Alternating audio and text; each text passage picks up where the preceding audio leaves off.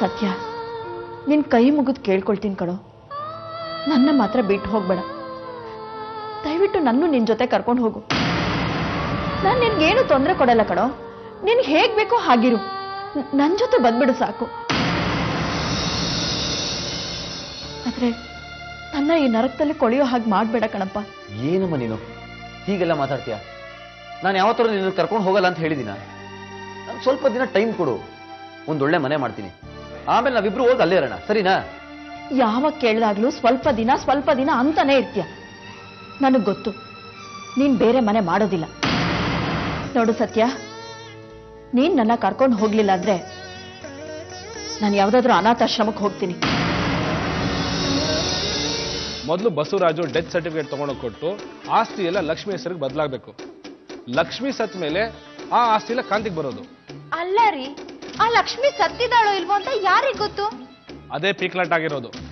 Lakshmi Basavaraju death certificate ತಗೊಂಡೋಗಿ ಕೊಟ್ರೆ ಆಸ್ತಿ ಎಲ್ಲ ಕಾಂತಿ ಹೆಸರಿಗೆ ಬದಲಾಗುತ್ತೆ. ಅವ್ರಿಗೆ ಕಾಂತಿ ಯಾರು ಅನ್ನೋದನ್ನ ತೋರಿಸ್ಬೇಕಂತೆ. ಅಂದ್ರೆ ನಾವ್ ಇಲ್ಲಿವರೆಗೂ ದುಡ್ದಿದ್ದೆಲ್ಲ ಬೇರೆ ಯಾರ್ದೋ ಆಸ್ತಿಗೆ ಅನ್ನಿ? ಯಾರ್ದೋ ಆಸ್ತಿಗಲ್ಲ, ನಮ್ದೇ ಆಸ್ತಿ. ಆದ್ರೆ ಅದು ನಮ್ಮ ಹೆಸರಲ್ಲಿಲ್ಲ. ಮೊದಲು ಆಸ್ತಿ ಎಲ್ಲ ಕಾಂತಿಗೆ ಬರಬೇಕು, ಆಮೇಲೆ ಕಾಂತಿ ಅದು ನಮಗ್ ಕೊಡಬೇಕು. ಈಗ ಕಾಂತಿ ಹೆಸರಲ್ಲಿ ಆಸ್ತಿನೇ ಇಲ್ಲ, ಅವಳು ಎಲ್ಲಿಂದ ತಂದು ಕೊಡ್ತಾಳೆ? ರೀ, ಅದನ್ನೆಲ್ಲ ಕಾಯ್ತಾ ಕೂತ್ರೆ ಅಷ್ಟೇ. ಅವನ್ ಕೈಗೊಂದಿಷ್ಟು ತಳ್ಳಿ ಏನಾದ್ರೂ ಮಾಡಿ. ಅದೆಲ್ಲ ಆಗಲ್ಲ ಕಣೆ, ಈಗೆಲ್ಲ ಕಂಪ್ಯೂಟರ್ಲೇ ಇರುತ್ತೆ, ಯಾರು ಏನು ಮಾಡಕ್ ಆಗಲ್ಲ. ಹಾಗಂತ ಸುಮ್ನೆ ಕೂತ್ರೆ ಆಗತ್ತಾ? ಏನಾದ್ರೂ ಮಾಡ್ಬೇಕು ತಾನೆ. ನೀವು ಕಾಂತಿ ಜೊತೆ ಓದ್ದೋರಲ್ವಾ? ಈಗ ಗೊತ್ತಲ್ಲ, ಕಾಂತಿ ನಮ್ಮನೇಲಿದ್ದಾಳೆ. ನನ್ನ ತಮ್ಮ ಮಂಜುನಾಥ್ ಮದುವೆ ಮಾಡ್ಕೊಂಡಿದ್ದಾಳಲ್ಲ. ನಾವು ಮನೇಲಿ ಕೂತ್ ಮಾತಾಡೋವಾಗ ನಿಮ್ ವಿಷಯ ಬಂದೇ ಬರುತ್ತೆ.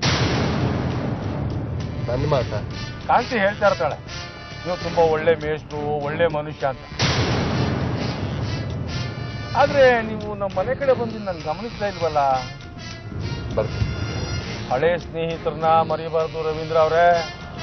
ಮುಂದೆ ಒಂದು ತಿರುವು ಕಾಣ್ತಾ ಇದೆಯಲ್ಲ, ಅಲ್ಲಿ ನಿಲ್ಸಿ, ನನಗೆ ಸ್ವಲ್ಪ ಕೆಲಸ ಇದೆ.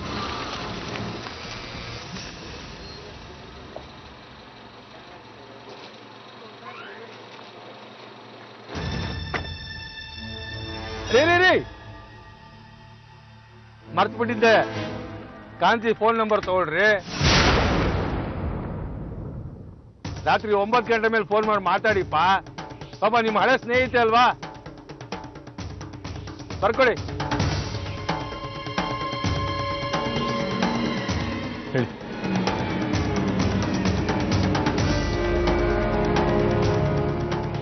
ನಾನ್ ನೋಡಿದ ಹುಡುಗನ್ನ ಮದ್ವೆ ಆಗ್ತೀನಿ ಅಂತ ನೀನೇ ತಾನೇ ಹೇಳಿದ್ದು? ಹೇಳಿದ್ದೆ, ಆದ್ರೆ ನಾನು ಒಂದ್ಸಲ ಹುಡುಗನ್ ನೋಡ್ಬೇಕಲ್ವಾ? ಅಷ್ಟೇನಾ? ತೋರಿಸ್ತೀನಿ ಬಿಡು. ಬೇಕಿದ್ರೆ ನಾಳೆನೆ ಬರೋದಕ್ಕೆ ಹೇಳ್ತೀನಿ. ಐಶು, ಹುಡುಗ ತುಂಬಾ ಶ್ರೀಮಂತ, ಕೋಟ್ಯಂತರ ರೂಪಾಯಿ ಆಸ್ತಿ ಇದೆ. ಇರ್ಲೇ ಬೇಕಲ್ಲ, ಇಲ್ದೆ ಹೋದ್ರೆ ನಾನು ಒಪ್ತೀನಾ?